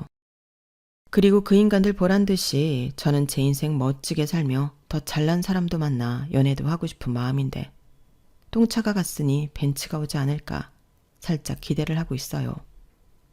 그리고 그만큼 저도 거기에 어울리는 사람이 되고자 스스로 투자도 많이 하고 자기 개발도 열심히 하고 있습니다. 언젠가는 지금의 노력이 빛을 보는 날이 오길 소망하며 지금까지 제 이야기 들어주셔서 대단히 감사합니다. 다음에는 저도 행복한 사연으로 인사드릴 수 있도록 남은 인생 더 열심히 잘 살아보도록 할게요. 그럼 행복한 다음을 기약하며 건강하시고 행복하세요. 고맙습니다. 여러분, 사연 댓글에 응원과 현명한 조언 부탁드려요. 좋아요와 구독은 저에게 큰 힘이 됩니다. 오늘도 좋은 일 가득하세요.